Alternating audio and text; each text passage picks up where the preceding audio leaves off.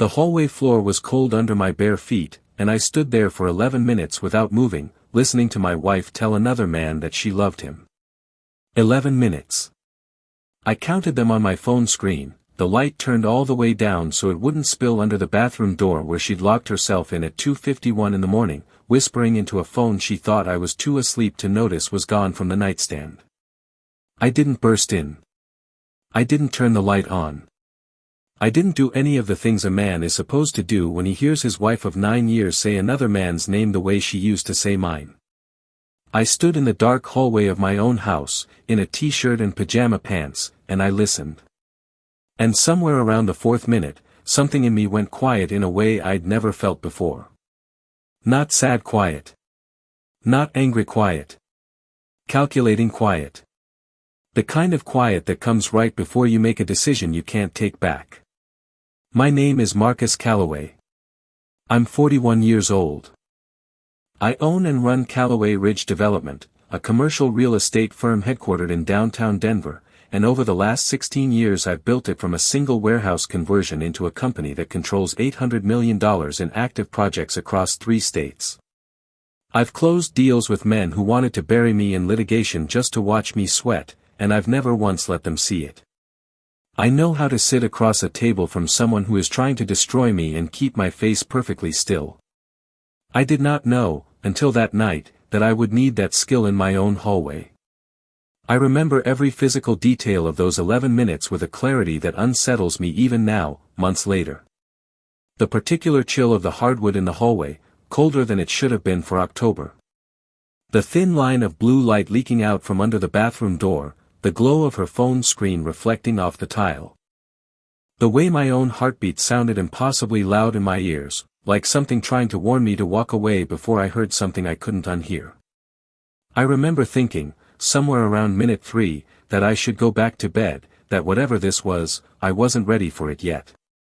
And then I remember staying anyway, because some part of me already understood that not knowing wasn't actually a form of safety. It was just a slower version of the same collision. Let me back up. Let me tell you how I ended up standing outside that bathroom door at 3 in the morning, because the story of how I got there is the story of everything I missed for the better part of 2 years. I met Renee Ashford 11 years ago at a groundbreaking ceremony for a mixed-use development I was financing on the outskirts of Boulder. She was 30 then, working as an interior design consultant for the architecture firm we'd hired, and she had this way of talking about space and light that made me stop mid-sentence in a conversation with my own project manager just to listen to her finish a thought. She wasn't performing for the room. She actually cared about how a hallway made a person feel walking through it. I'd spent a decade around people who cared about square footage and cap rates. She was the first person I'd met in years who cared about the human being who'd eventually stand in the building. We started talking after the ceremony. Coffee turned into dinner. Dinner turned into 8 months of the kind of falling in love that makes you show up to board meetings distracted, which had never happened to me before and has never happened to me since. I proposed at the top of the building we'd broken ground on together, once it was finished, 2 years after we met. Her parents flew in from Sacramento. My father walked her down a makeshift aisle we built on the rooftop terrace because I couldn't think of anywhere else that meant as much. 210 guests. My business partners gave toasts about the woman who'd finally gotten me to leave the office before 9 at night. For the first 6 years, I would have told you, without hesitation, that I had built the right life. Renee left the design consultancy 3 years into our marriage to start her own boutique interior firm, and I funded it. Not because she asked me to, she never once asked me to, but because I believed in what she was building the same way I believed in every good deal I'd ever backed. I put up the capital for her studio space on Larimer Street. I introduced her to developers in my network who needed design work. I sat in the back of her pitch meetings when she wanted a second opinion on a proposal, and I watched her turn a one-woman operation into a firm with 4 employees and a client list that included 2 hotel groups and a boutique hospitality chain out of Aspen.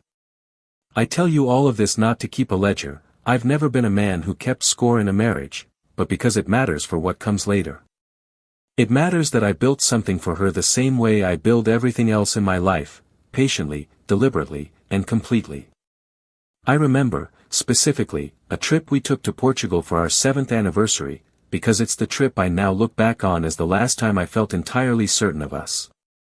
We rented a small house outside Lisbon, and Renee spent an afternoon sketching the layout of a fictional building on a napkin just for the pleasure of it, the way she used to sketch things when we first met, before her firm's client list turned every sketch into billable hours.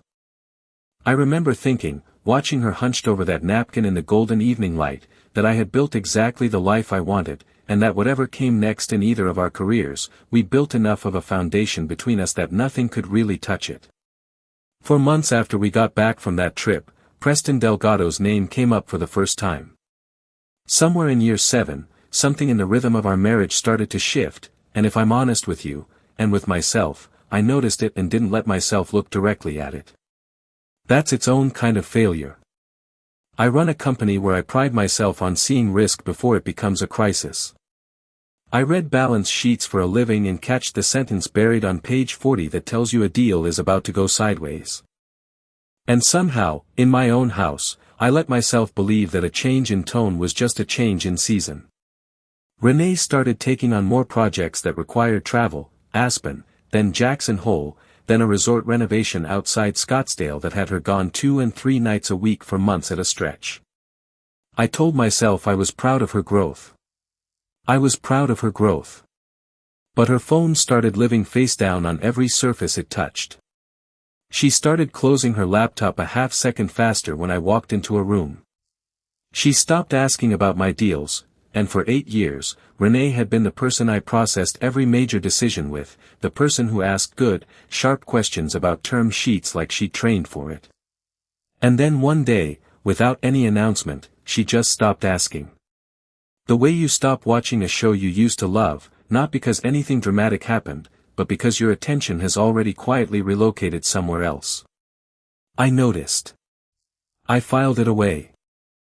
And I did not confront her, for the same reason I've never confronted anyone across a negotiating table without information first. Confrontation without evidence is just noise, and noise gets you nothing except an opponent who now knows to be more careful. So I watched. Quietly, the way I watch a company's financials in the quarter before I decide whether to walk away from a deal or double down on it. The name Preston Delgado had started showing up in our conversations about 14 months before that night in the hallway.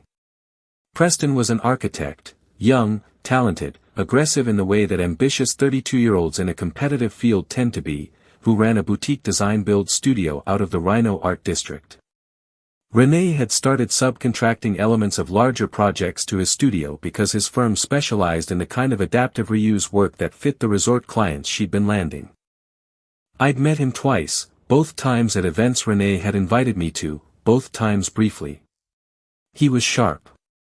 Good handshake. The kind of guy who complimented your watch in a way that made you like him a little before you decided whether you should.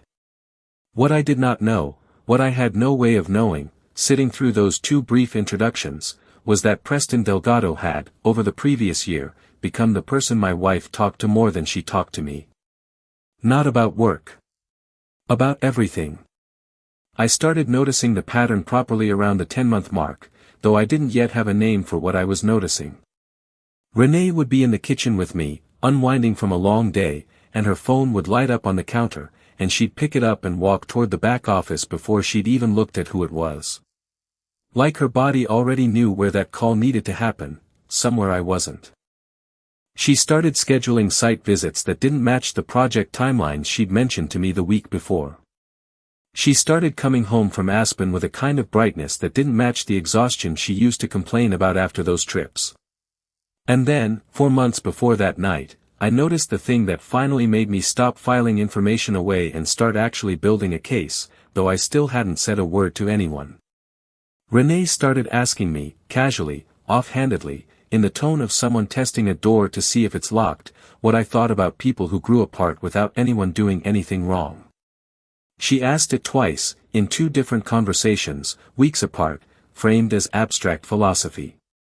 Both times I gave her an honest answer, that people don't usually grow apart, they grow away, towards something, and that the growing away is rarely accidental. Both times she changed the subject within 30 seconds. I want to be honest with you about something. I think some part of me already knew, by the time we get to that night in the hallway, exactly what I was going to hear if I ever got close enough to listen. I think I'd known for months and had simply been running the same calculation I run on a shaky deal: gather more information before you act, because acting on instinct instead of evidence is how you lose more than you have to. There was a specific evening, about 2 months before the hallway, that I've replayed since with a different understanding than I had at the time. Renee had hosted a small dinner at our house for 3 of her studio clients, and Preston had come along, ostensibly to talk through some construction details on a project they were collaborating on. I remember standing in the kitchen, refilling wine glasses, and catching a glimpse of the 2 of them out on the back patio, heads close together, laughing at something quietly enough that it clearly wasn't meant for the rest of the table. I remember thinking, in the moment, nothing more complicated than they get along well.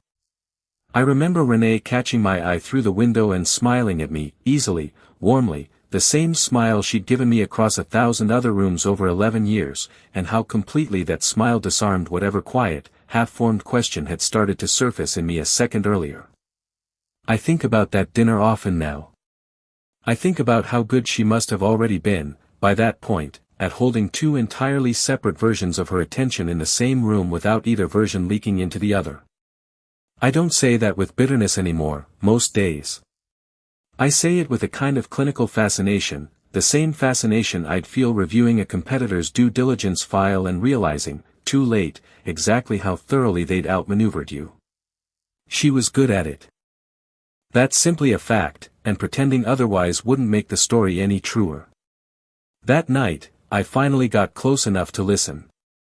I woke up because the bed had gone cold on her side. I don't know exactly what pulled me out of sleep, maybe some old animal instinct that notices absence before the conscious mind catches up. I reached over, found the sheets empty, and lay there for a moment listening to the house. That's when I heard it. Not her voice yet. Just the particular creak of the guest bathroom door down the hall, the one we almost never used, closing slowly, deliberately, the way you close a door when you don't want it to make noise. I got up. I didn't turn on a light. I walked down the hallway in bare feet, and I stood outside that door, and I heard my wife's voice, low and warm in a register I hadn't heard directed at me in longer than I wanted to admit. "I know," she was saying. "I know, baby, I miss you too. This is so hard, doing this at night like we're teenagers." A pause. I could hear the tinny outline of a man's voice on the other end, though not the words. "He's asleep," she said. "He sleeps like the dead once he's out, you know that." Another pause. Then she laughed, soft and private, a laugh I recognized because I used to be the one who caused it. "I love you too," she said. "I don't know how much longer I can keep doing this, Preston. Living 2 lives is exhausting. I want to just be able to wake up next to you and not have to whisper." There it was. The name. Preston. I stood there and I let the next several minutes happen without moving. She talked about a trip they were planning to frame as a girls' weekend with a client she didn't actually have anymore. She talked about how Preston's lease on his studio was up in the spring and how they'd talked about him taking a bigger space, one with an apartment loft built in above it, so there'd be somewhere for both of us to actually be together without all of this, she said, and my stomach did something I don't have a clean word for. She told him she loved him 3 more times in the span of about 6 minutes. She told him she was tired of pretending everything's fine with Marcus, my name, spoken the way you'd mention a landlord, a scheduling obligation, a piece of logistics standing between her and the life she actually wanted. She did not once, in 11 minutes, sound like a woman in crisis, torn between 2 lives, agonizing over a decision. She sounded settled. She sounded like someone who had already made her choice a long time ago and was simply waiting for the right moment to stop performing the old one. I went back to bed before she came out. I lay on my side facing away from her side of the bed, and I listened to her slide back under the covers 11 minutes after she'd left, and I matched my breathing to what sleep sounds like, and I did not sleep again that night. By the time the sun came up, I had a plan. Not a plan built out of rage, rage is expensive and it makes you sloppy, and I've watched enough men lose deals because they let anger write the strategy instead of the strategy writing itself.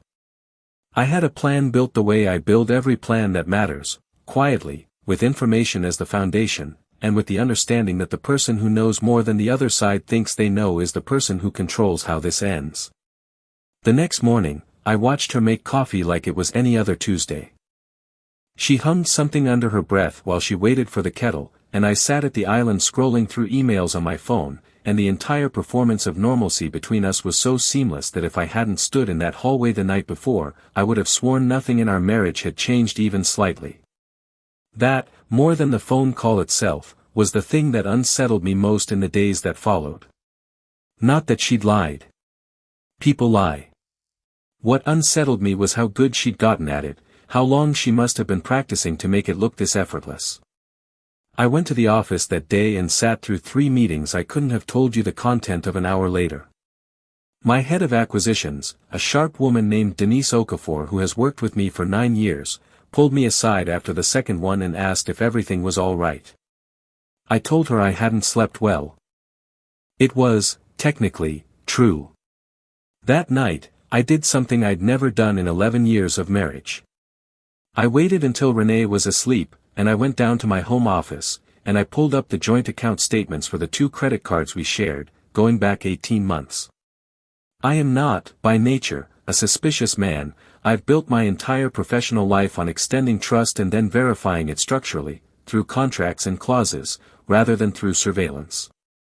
But something in me needed to see the shape of what I already knew was there, needed to understand the scope of it before I let myself feel any single part of it. The pattern, once I started looking for it, wasn't subtle.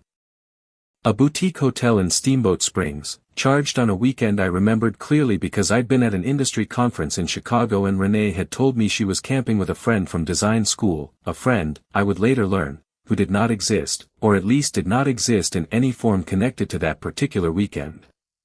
A restaurant in the Highlands neighborhood, charged 4 times over 3 months, at hours that didn't match any client dinners on her calendar that I had access to.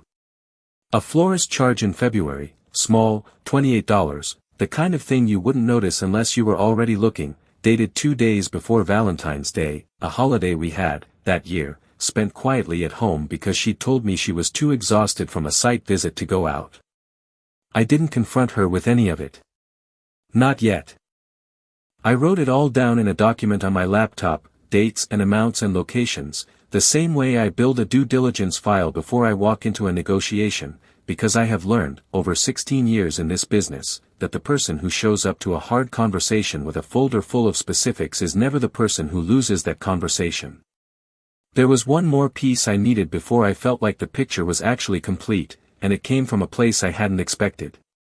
On day 3, I had coffee with a longtime colleague named Sophia Reyes, a hospitality broker who'd worked with both Renee's firm and Preston's studio on separate projects over the years and who moved in enough of the same social circles to occasionally hear things I didn't. I didn't tell her why I was asking. I simply steered the conversation, the way you learn to steer a conversation in this business without ever making the other person feel interrogated, toward Preston's studio and how his expansion plans were coming along. "Oh, he's been talking about that loft space above the new studio for months," Sophia said, stirring her coffee, entirely unaware of what she was handing me. "Very excited about it. Said something at a mixer a few weeks back about finally having a place that felt like it was actually his, not just a workspace." I assumed he meant moving in with somebody, honestly, the way he said it. Didn't think much of it. I thanked her, finished my coffee, and drove straight to Curran's office instead of back to mine. That confirmation, a stranger, someone with no idea what she was actually telling me, casually repeating almost word for word what I'd heard through a bathroom door at 3 a.m, was the moment the last piece of doubt in me disappeared. Not doubt about whether it was happening. I'd known that since the 11 minutes. Doubt about whether I was seeing the full shape of it, or just a fragment I was allowing myself to overreact to. Sophia's offhand comment told me I wasn't overreacting to anything. I was, if anything, still underestimating how far along it already was. Here is the piece of this story that I think matters more than anything else, the piece that changes what happened next from a simple betrayal story into something else entirely. 18 months before that night, I had brought Preston Delgado's design-build studio into a joint venture on one of Callaway Ridge's flagship projects, a 7-building adaptive reuse development in the Rhino district that Preston had pitched to Renee, who'd brought it to me, glowing about his vision for the space. I liked the work. I liked him, at the time. I structured a partnership where Callaway Ridge held a 65% controlling interest in the joint venture entity that owned the development rights, with Preston's studio holding 35% and serving as design-build lead. I'd fronted the acquisition capital, $4.1 million for the land and entitlements, because his studio didn't have the balance sheet to do it alone, and I believed in the project. 18 months later, after 2 rounds of pre-leasing and a hospitality partner signing on for the anchor building, that joint venture was sitting on paper at just under $68 million in projected value once stabilized, with our first building already generating cash flow. Preston Delgado's entire professional identity, his firm's growth, his access to capital, his access to my network of lenders and hospitality partners and the credibility that came with being the guy Marcus Callaway backs, all of it ran through a company where I held controlling interest. He did not know that I knew that. He did not know, standing in that bathroom the next morning shaving with a completely level hand, that the man he'd been calling at 3 in the morning to talk about a shared future was also the man who could unwind his entire career with a single phone call to my attorney and my equity partners.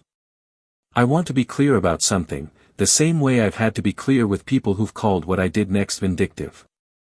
I did not build that partnership as a trap. I liked Preston's work. I trusted my wife's judgment when she brought the deal to me, because for 8 years her judgment had been something I trusted completely. The trap wasn't something I built. It was something I'd already had in place, unknowingly, for a year and a half, and the only decision in front of me now was whether I was willing to use it. I decided, somewhere around 5 in the morning, still lying in bed next to a woman I'd loved for 11 years, listening to her breathe like nothing in the world had changed, that I was.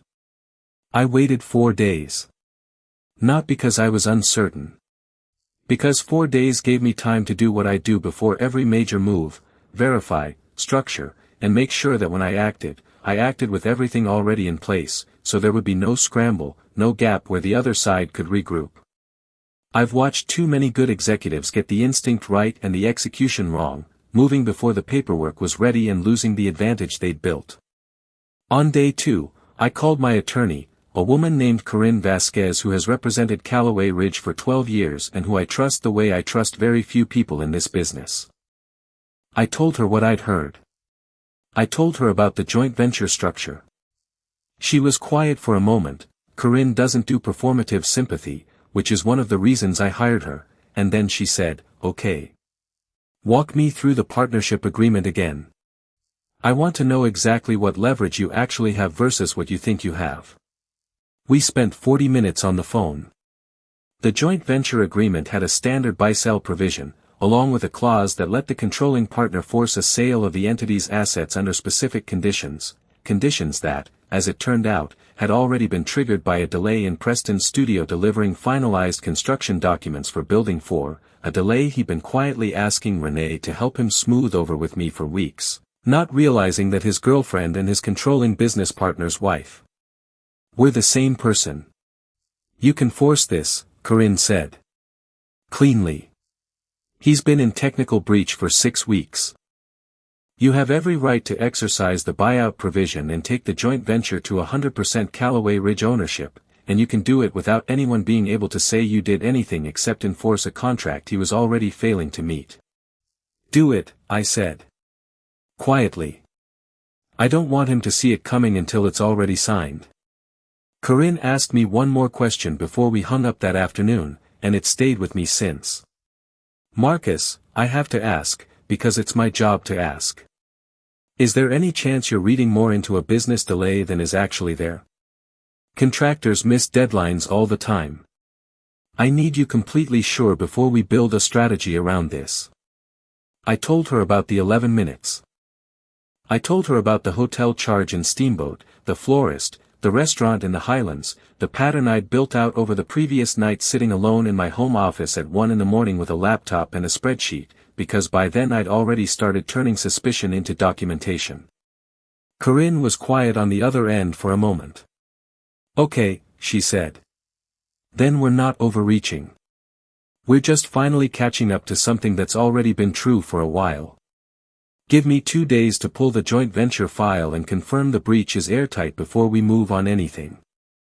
2 days later, she called back with the file. Preston's studio was, by the letter of the operating agreement, 6 weeks and 2 days behind on delivering finalized construction documents for Building 4, well past the 15-business-day cure period the contract allowed once a formal notice of delay had been issued, a notice, it turned out, that our project manager had sent to Preston's studio a month earlier as routine paperwork, the kind of notice that crosses a desk and gets acknowledged without anyone thinking twice about it. Nobody had flagged it as urgent, because nobody but me, at that point, had any reason to look at that particular contract clause as anything other than boilerplate. "It's clean," Corinne told me. "You have every right to exercise the buy-sell provision today if you want to. The number the formula generates is fair, generous, honestly, given the circumstances, and nobody reviewing this file 5 years from now is going to see anything except a controlling partner enforcing a contract that was already in default. Draft it," I told her. "And draft the separation paperwork alongside it.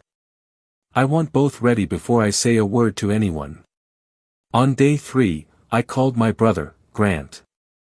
Grant is 38, runs a commercial insurance brokerage out of Colorado Springs, and he is, other than our father, the person I trust most in the world. I told him everything, the bathroom door, the 11 minutes, Preston, the joint venture, all of it. He was quiet for a long time on the other end of the line. "Marcus," he finally said, "you sound like you're describing someone else's life." "I feel like I'm describing someone else's life," I told him. "I don't know how to feel about any of it yet. I just know what I'm going to do." "What are you going to do?" "Close the position," I said. Quietly. Completely. And let her find out the same way I found out, by discovering something she thought was still hidden.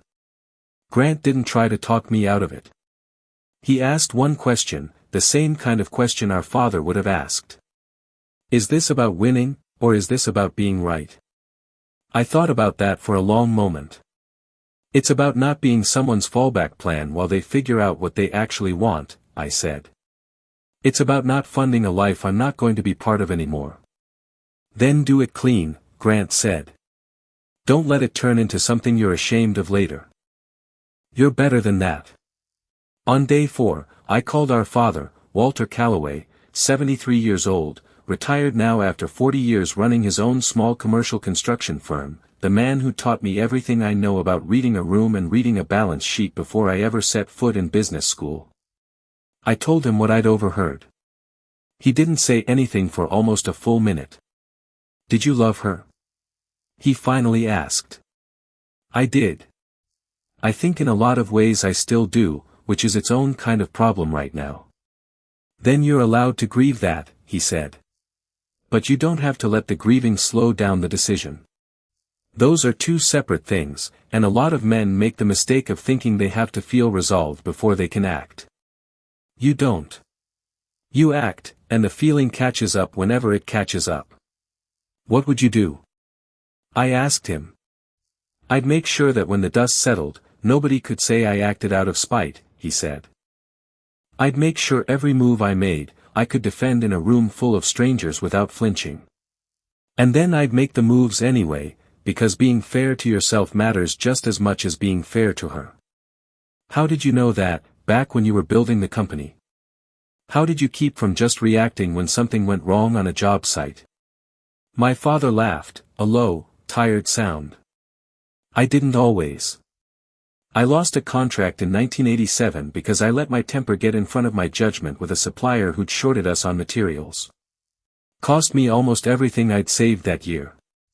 You learn, eventually, that the version of you who reacts in the first hour is never the smartest version of you.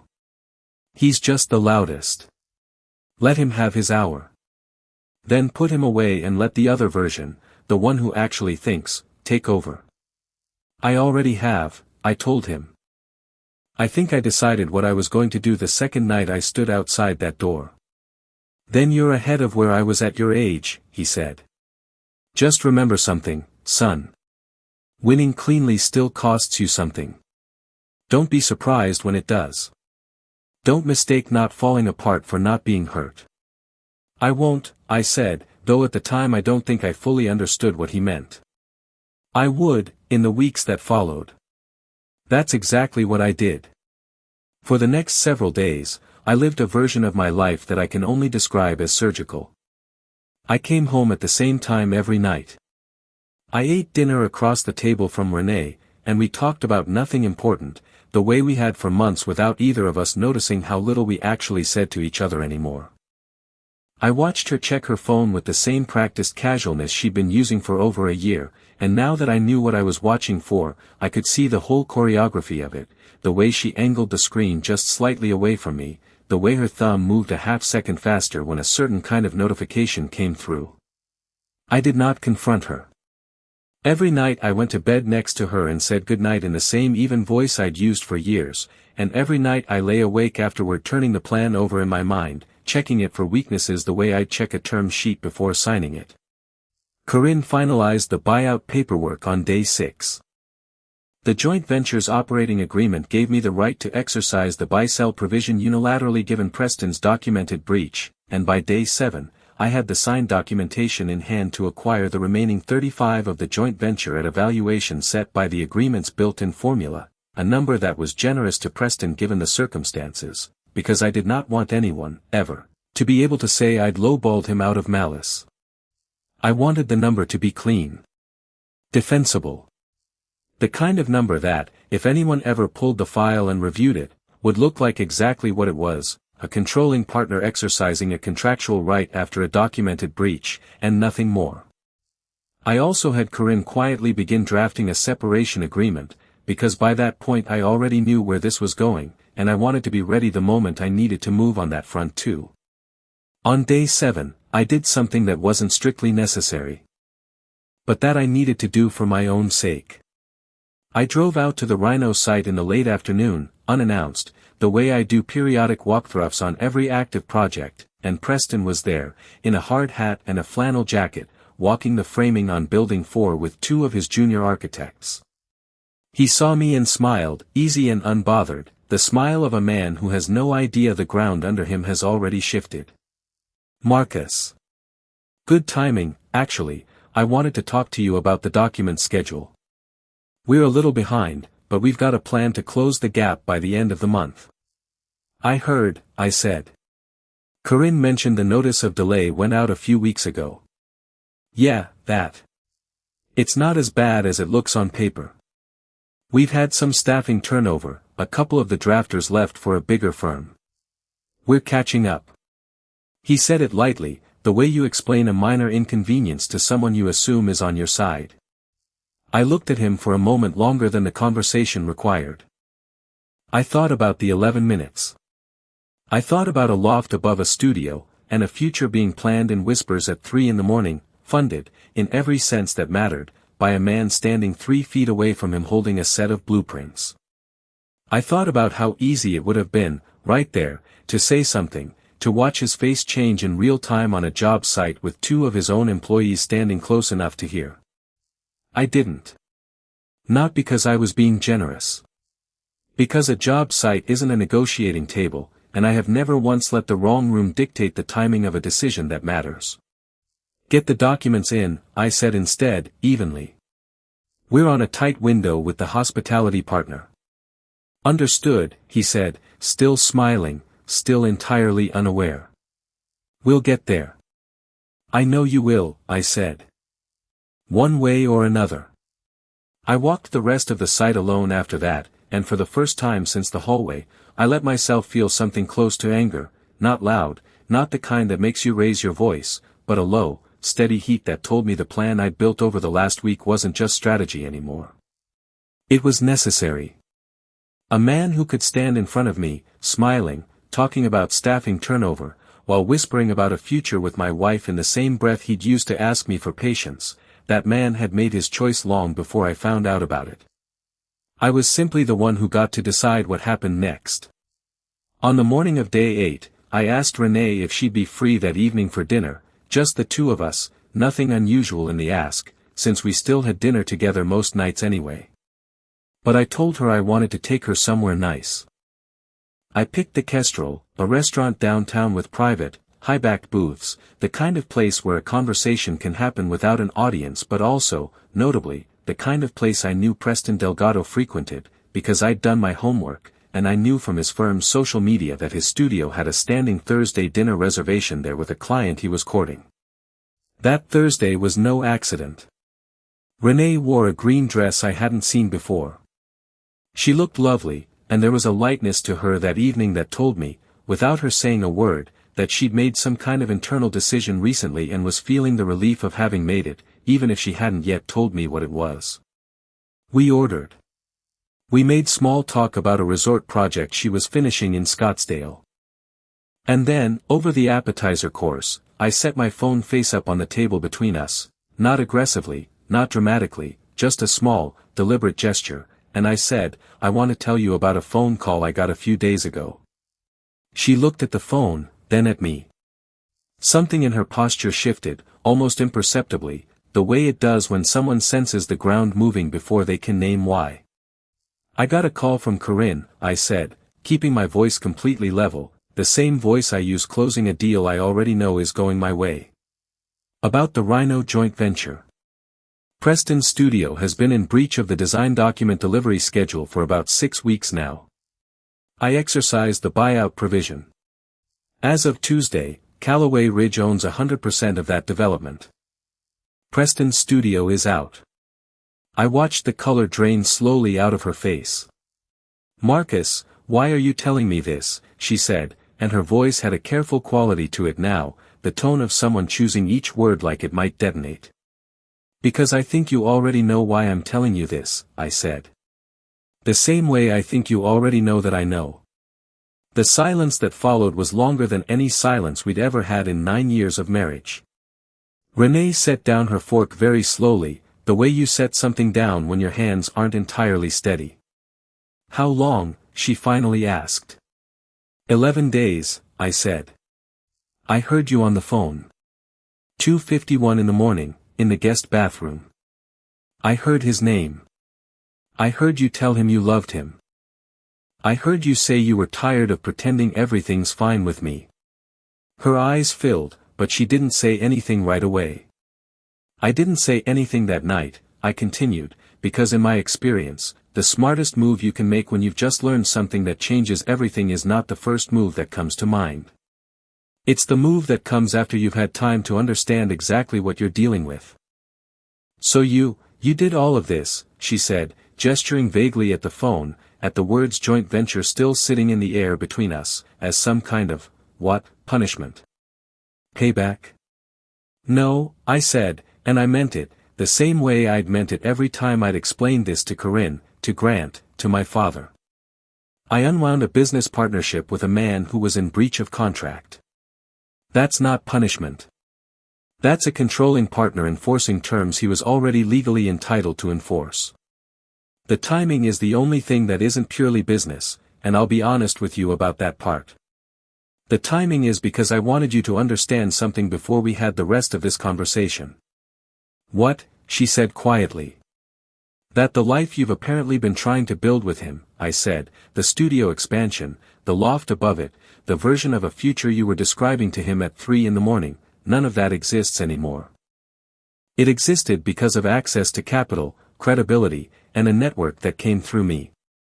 It doesn't come through me anymore. Whatever the two of you build from here, you're building it from nothing, the same way I built everything from nothing 16 years ago. I just wanted you to know that before you decided what you actually want to say to me tonight." She was crying now, quietly, the kind of crying people do in public when they're trying very hard not to. "You planned this," she said. "You planned this whole dinner." "I planned this dinner because Thursdays are the night Preston's studio takes clients here," I said. I imagine he's somewhere in this restaurant right now, and I imagine he's about to get a phone call from his attorney very soon, if he hasn't already. I didn't want you to find out from a text message while you were sitting across from him. I wanted you to hear it from me, because despite everything, I still think you deserved that much. I want to tell you that I felt triumphant in that moment. I didn't. I felt exactly what I'd felt every night for 8 days, a strange, cold clarity sitting right on top of a grief I hadn't let myself fully feel yet. I felt like a man watching a building he'd spent years designing come down in a controlled demolition, knowing it needed to happen and still feeling the ground shake when it did. I want a divorce, Renee said, and her voice cracked on the last word. I think I've wanted it for a while. I just didn't know how to say it. I know, I said. I've known for a while too. Corinne has a separation agreement ready. We can start there.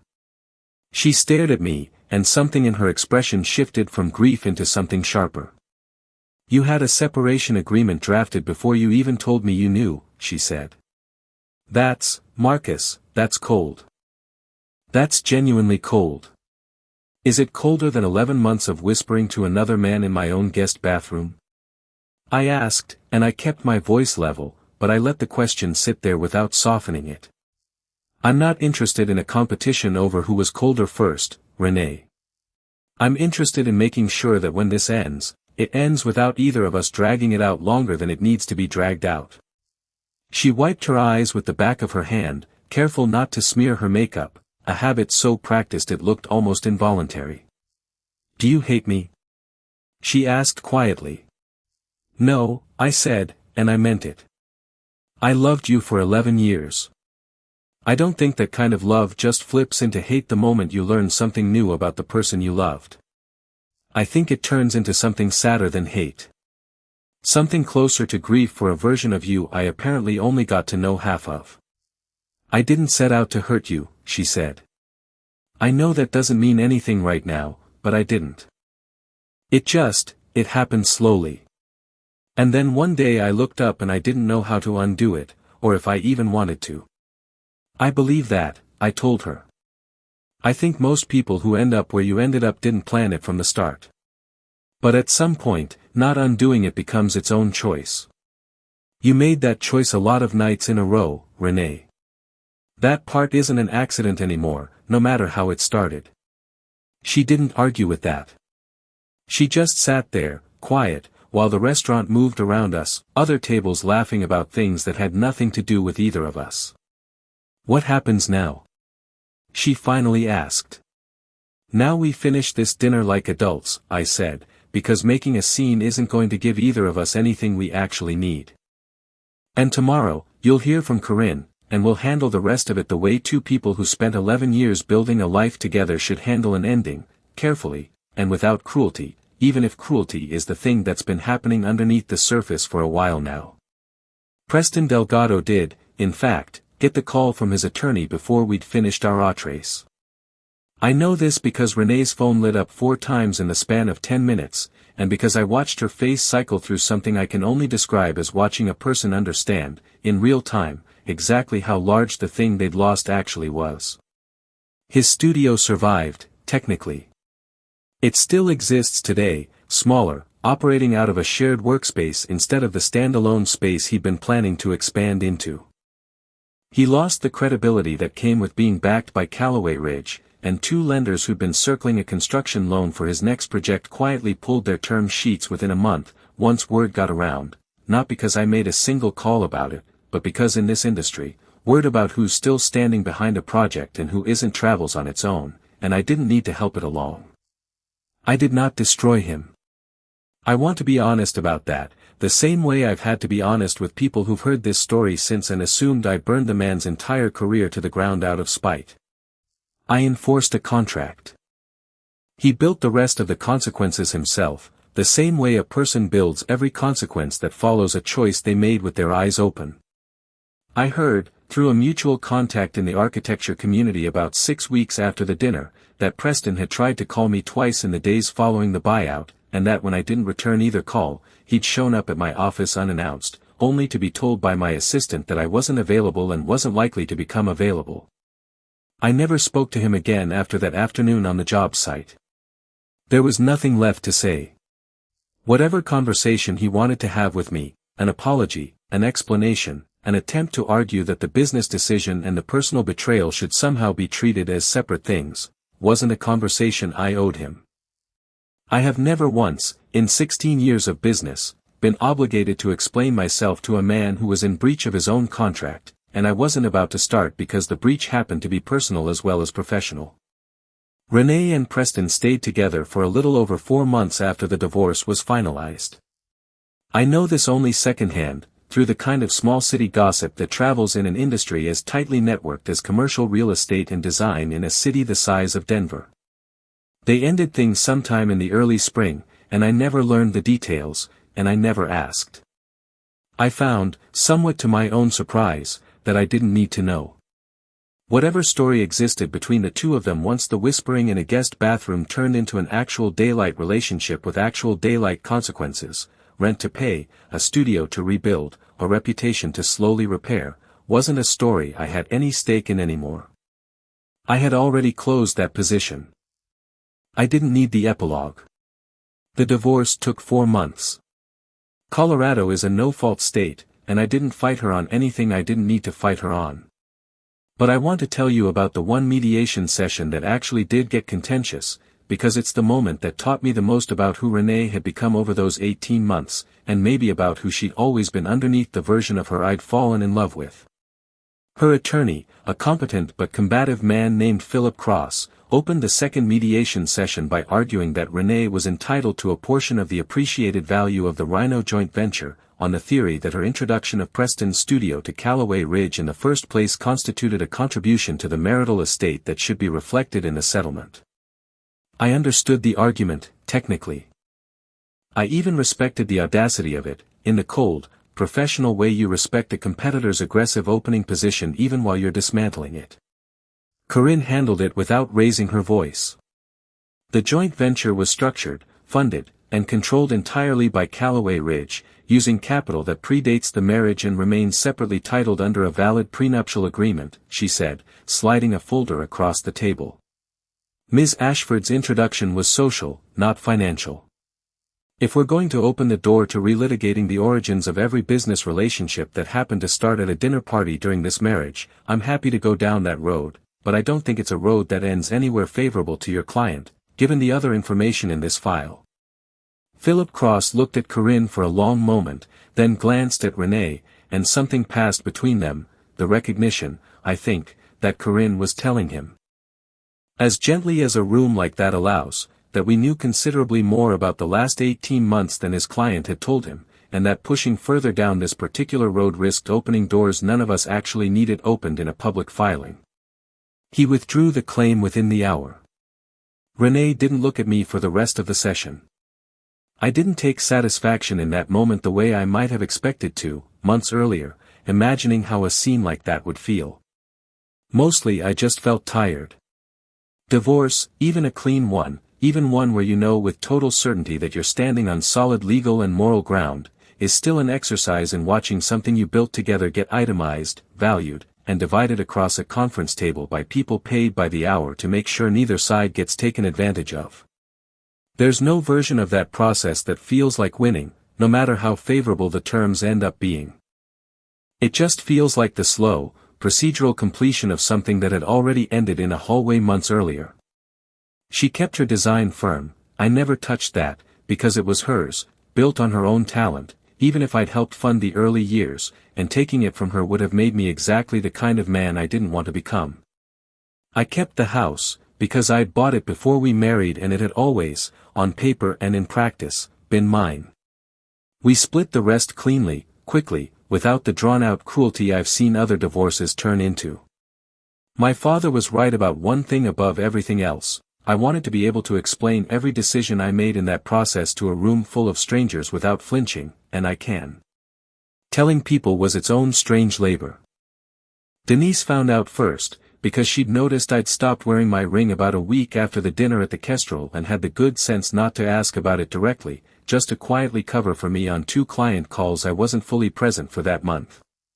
My broader circle of business contacts found out the way these things always find out in a tight industry, not from me, but from the small, unavoidable seismic activity of a Callaway Ridge joint venture suddenly consolidating to full ownership, paired with the fact that Preston Delgado's studio had abruptly stopped appearing at events the two of us used to both attend. People are perceptive when it's someone else's life. Within 2 months, I'd stopped having to explain anything to anyone in that world, because everyone already seemed to know some version of it, filtered through however many conversations it had traveled through before reaching me back as gossip about my own marriage. The friends Renee and I had shared as a couple split roughly the way you'd expect. Some stayed close to her, some stayed close to me, and a handful, the ones who'd known us both since before we were even a couple, tried valiantly and a little awkwardly to stay close to both of us, inviting us to separate versions of the same holiday gatherings for the better part of a year. I didn't resent any of it. Divorce reorganizes a social map the same way it reorganizes a financial one, and I'd learned, by that point, not to expect neatness from any part of this process. The hardest part wasn't the business. The hardest part was the 3 weeks after the dinner at the Kestrel, lying alone in a bed that used to have someone in it, running the 11 minutes of that phone call back in my mind on a loop I couldn't seem to shut off. There's a particular kind of grief that comes from losing someone who's still alive, still in the world, just no longer in yours, and it doesn't announce itself the way grief for a death does. It shows up in the coffee mug she liked that's still in the cabinet. It shows up in the sound of a car that isn't hers pulling into the driveway next door and your chest tightening for half a second before you remember. I felt every bit of it. I just didn't let it slow down the decisions that needed to be made while I was feeling it, because those are 2 different processes, and my father taught me a long time ago not to confuse them. 6 months after that dinner, Callaway Ridge closed on the hospitality partnership for the Rhino development, now 100% ours, at a valuation nearly $9 million higher than our initial projections, because bringing the design work in-house under a new architecture partner turned out to streamline the timeline by almost 5 months. I stood at the topping out ceremony for Building 4 in April, the same building whose delayed drawings had, without either of us realizing it at the time, become the mechanism that ended my marriage, and I felt something that surprised me, not vindication, exactly. Just a quiet sense that the ground under my feet was, for the first time in a long while, entirely mine. My father and Grant came up to Denver for dinner around the 5-month mark, something we'd started doing more regularly since the divorce, an unspoken understanding among the 3 of us that I shouldn't be spending every Sunday evening alone in a house that still had ghosts of a marriage sitting in the furniture arrangement. We sat on the back patio, the 3 of us, plates balanced on our knees, and Grant asked how I was actually doing, not the version of the answer I gave clients and colleagues, but the real one. Some nights are fine, I told them. Some nights I still hear those 11 minutes like they're playing on a loop somewhere in the back of my head. I don't know if that ever fully goes away. I think it just gets quieter. My father nodded slowly, chewing, looking out at the mountains going purple in the last of the light. It gets quieter, he agreed. I lost your mother's Aunt Ruth's approval for about a decade after your mother and I eloped instead of doing the big wedding the family wanted. Different kind of loss, obviously, not the same weight as what you're carrying. But I remember thinking I'd never stop feeling like I'd disappointed somebody. And then one day you just realize you haven't thought about it in months, and you can't even pinpoint when it stopped being the loudest thing in the room. You did the right thing, Grant said, setting his plate down. I want to say that plainly, because I don't think I've said it plainly enough since it happened. You didn't burn anything down out of spite. You protected what was yours, you did it without turning into someone you'd be ashamed of, and you let her walk away with her dignity mostly intact even after what she did to yours. That's not nothing, Marcus. Most people don't have that kind of discipline when they're bleeding. I don't feel disciplined, I admitted. Most nights I just feel like a man who got very lucky that the paperwork happened to already be in his favor when he needed it. That's not luck, my father said. That's 16 years of building things carefully enough that when the ground moved, you didn't have to scramble. That's exactly the kind of man I raised you to be. Don't shortchange yourself on that just because it doesn't feel like triumph. It's not supposed to feel like triumph.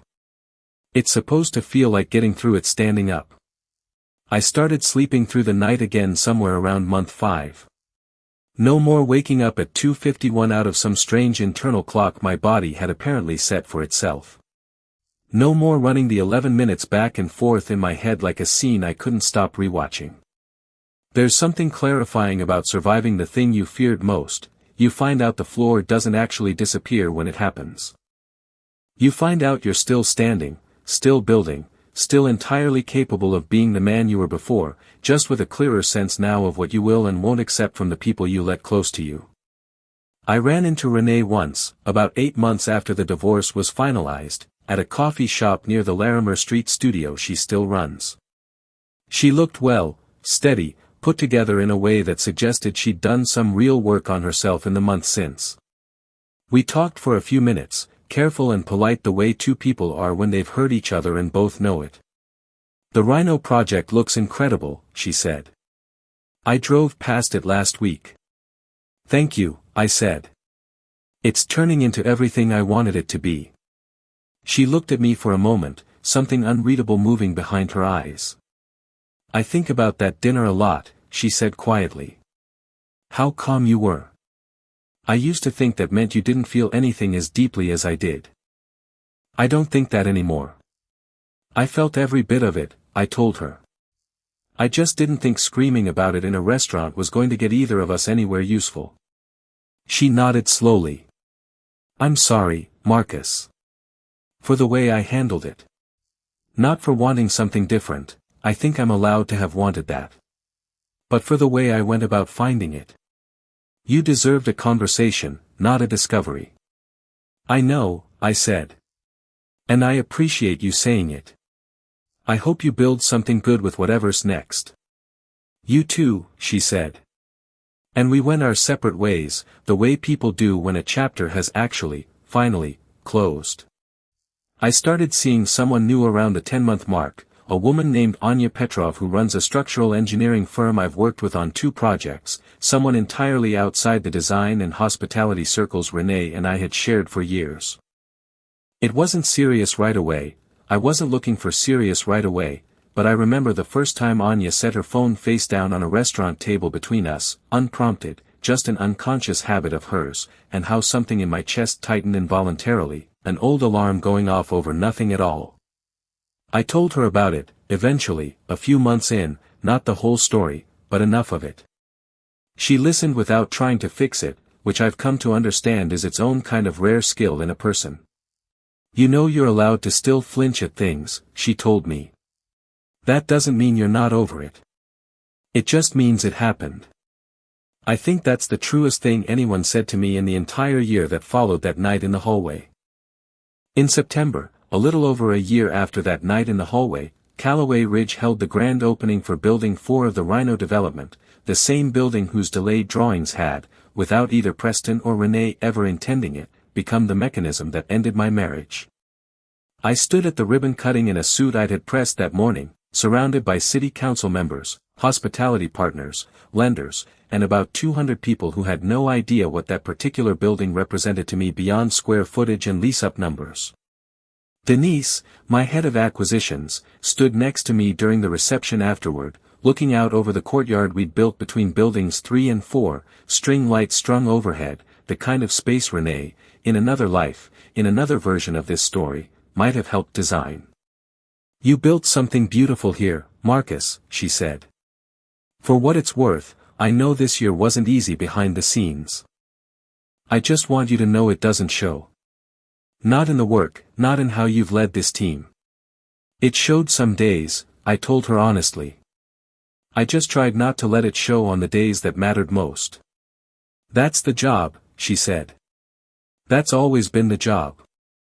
I walked the building alone after most of the guests had left, the way I do with every project once it's finished, running my hand along a stretch of exposed brick in the lobby that Preston's original design had called for, a detail that had survived the transition to the new architecture firm because it was, honestly, a good idea, regardless of who first had it.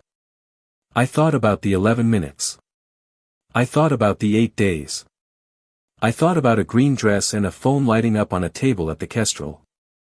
And I felt, for the first time since any of it happened, something that wasn't grief and wasn't triumph, but sat somewhere quietly between the two, the feeling of a man standing inside something he built, entirely his own, with nothing left in it that anyone could ever take from him again the way it had almost been taken before.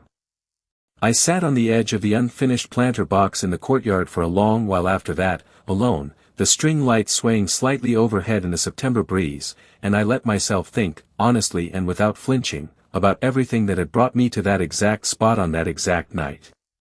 The hallway. The bathroom door.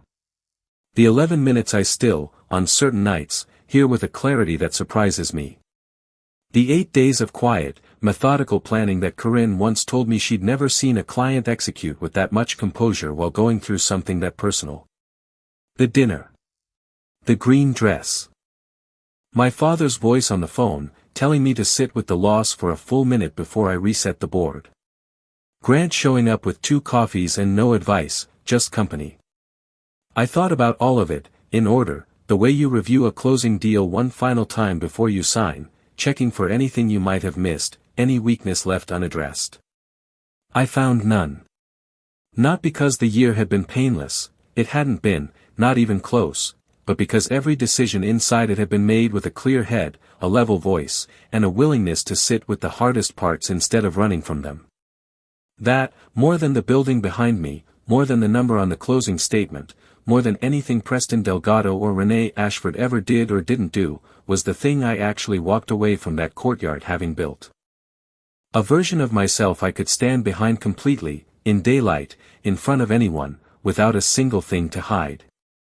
There's a version of this story where I'm the villain, I know that, because people have told me so directly, in the months since this happened, when they've heard the shorthand version. He found out his business partner was sleeping with his wife, so he took the guy's company away. Stated like that, cold and stripped of context, I understand exactly how it sounds. But here's what I actually know, sitting on the other side of it. I did not go looking for a way to hurt anyone. I built a legitimate business partnership 18 months before any of this happened, based on real talent and a real opportunity, because that is simply how I operate. I extend trust generously, and I structure every deal carefully enough that I never have to regret extending it. When that trust turned out to have been badly placed, in more ways than one, I did not lash out. I enforced a contract that had already, independently, been breached. The consequences that followed were not consequences I invented. They were consequences that were always going to exist the moment someone chose to build a secret life on top of a foundation I had personally poured. My father taught me to play chess when I was 9 years old, on a board with 2 missing pawns that we replaced with mismatched buttons from my mother's sewing box, and I didn't understand until I was much older why he insisted, every single game, that I sit with a loss for a full minute before we reset the board, no talking, no explaining, just sitting with the shape of what had gone wrong. You don't learn anything reacting immediately, he told me once, resetting the pieces after I'd knocked my king over in frustration at 11 years old. You learn something by looking at exactly how you lost, without flinching away from it, long enough that the lesson actually lands. I think about that lesson more now than I have at any other point in my adult life, because that's essentially what those 8 days between the hallway and the dinner at the Kestrel were for me, one long, extended minute of sitting with exactly how I'd been outmaneuvered, refusing to knock the board over in frustration, until I understood the position clearly enough to know precisely how to respond to it. I have been asked, more than once since this happened, whether I regret how calm I was. Whether I wish I'd screamed, thrown something, made the kind of scene that people expect from a man who just found out his marriage was a performance for the last year and a half. I don't. I've spent 16 years building a company on the principle that the biggest mistakes I've ever made were the ones I made in the heat of the moment, reacting instead of deciding, and the biggest wins I've ever had came from the times I let the anger sit for a few days and let strategy take over instead. That night in the hallway didn't change who I am. It just gave me the hardest test of it I've ever faced, in the one part of my life I never expected to need that discipline for. I don't know if I'll ever fully stop hearing those 11 minutes when I'm lying awake at 2:51 in the morning on the night sleep doesn't come easy. Some things leave a mark you just learn to carry instead of a wound that fully closes. But I know this much, I did not let the worst night of my marriage turn me into someone I couldn't recognize in the mirror the next morning. I closed the position cleanly. I let the consequences be exactly what they were always going to be. And then I got back to building the life that was always mine in the first place, the one nobody standing behind a bathroom door at 3 a.m. was ever entitled to take from me. I think a lot of people, when they imagine a story like this one, imagine the satisfaction living in the moment of the confrontation, the green dress, the phone lighting up on the table, the color draining out of someone's face across a restaurant booth. And I won't pretend that moment didn't matter to me. It did. But the actual satisfaction, the kind that lasted longer than a single dinner, came much later and much quieter than that. It came the morning I woke up in my own house, alone, and realized I hadn't reached for my phone first thing to check whether anything had changed overnight. It came the day I signed the lease renewal on our flagship office space and realized I'd stopped mentally drafting how I'd explain the decision to someone who was no longer going to ask. It came in 100 small, unglamorous moments that had nothing to do with Preston Delgado or a joint venture agreement or a dinner at the Kestrel, and everything to do with slowly, carefully rebuilding a version of my life that didn't have a locked door with someone else's future whispered behind it. I've also had to sit with a harder truth in the months since, one I don't think gets talked about enough in stories like this. Being right about what happened doesn't undo how much it costs you. I was right to trust the contract language. I was right to verify before I acted. I was right, I still believe, in how I handled every single step of it. And I still lost 11 years of a life I'd built with someone I loved, and no amount of being right about the mechanics of the ending changes the fact that the ending itself still hurt more than almost anything I've lived through. Both of those things are true at the same time, and I think learning to hold both of them without letting either one cancel out the other is maybe the actual lesson underneath all of this. You can handle a betrayal with total composure and still grieve it completely. Those aren't contradictions. They're just what it actually looks like to survive something like this with your character intact. There's one more conversation I want to tell you about before I close this out, because I think it might matter more than any of the business details or the courtroom filings or even the dinner at the Kestrel. About a year and a half after that night in the hallway, I was having dinner with Anya, and she asked me, gently, the kind of question you can only ask someone once you've earned the right to ask it, whether I thought I'd ever fully trust someone again the way I'd once trusted Renee. I sat with that question for longer than the conversation probably called for. I don't think trust works the way people describe it, I finally told her. I don't think it's a single tank that either fills back up or doesn't. I think it's closer to underwriting a deal. You extend it in proportion to what you actually know, you verify what you can verify, and you stay honest with yourself about the difference between what someone's shown you and what you're just hoping is true. I trusted Renee completely, for years, and I don't think that trust was foolish when I gave it, I think it was earned, for a long time, by real evidence. It just stopped being re-earned somewhere along the way, and I didn't update my read of the situation fast enough. That's the only real mistake I made in this whole thing, if I'm being honest with myself. Not being too trusting. Being too slow to notice when the evidence had already changed. That's a very businesslike way to talk about a marriage, Anya said, but she was smiling when she said it. I run a businesslike life, I told her. It's mostly served me well. I'm not going to apologize for the one place it also happened to save me. She reached across the table and set her hand over mine, and neither of us said anything else about it for the rest of the dinner, and that, more than any grand romantic gesture either of us could have made, felt like exactly the right amount of weight to give the conversation. Some things don't need a bigger moment than that. They just need to be said once, clearly, and then allowed to become part of the quiet architecture of a life you're building on more solid ground than the last one. I think about Renee sometimes, still, usually on nights when the city is quiet and I'm up later than I should be reviewing a deal memo at my kitchen island, the same island where she used to hum over the kettle the morning after I'd learned everything and hadn't yet said a word. I don't think about her with anger anymore. Most days I don't think about her with much of anything beyond a kind of distant, settled acknowledgement that she was real, that what we had for most of those 11 years was real, and that the ending, however it came to happen, doesn't erase the years that came before it. It just recontextualizes them. I've made peace with that recontextualization. It took longer than I expected it to, and it came in smaller pieces than I expected it to, but it came. If you've made it this far, I want to know something from you. If you were standing behind that door and you heard what I heard, would you have handled it the way I did, quiet, deliberate, letting the consequences already built into the situation do the work? Or would you have opened that door right then and there? Would you have stood behind that door and listened the way I did, gathering everything quietly before you made a single move? Or would you have thrown the door open the second you heard his name, and let the whole house wake up to whatever came next? There's no wrong answer here. People process betrayal differently, and I've talked to enough of you over the years running this channel to know that composure isn't the only valid response to heartbreak. Sometimes the scene is exactly what a person needs to make. I just know it wasn't what I needed, and I've made peace with that being true only for me. Tell me in the comments. I read every single one. I don't have a neat bow to tie on any of this, and I've stopped trying to force one. Some stories end with the villain getting exactly what they deserve and the hero riding off into a clean, uncomplicated sunset, and this isn't quite that kind of story, because real life rarely hands you an ending that tidy. Preston is out there somewhere, rebuilding a smaller version of what he had.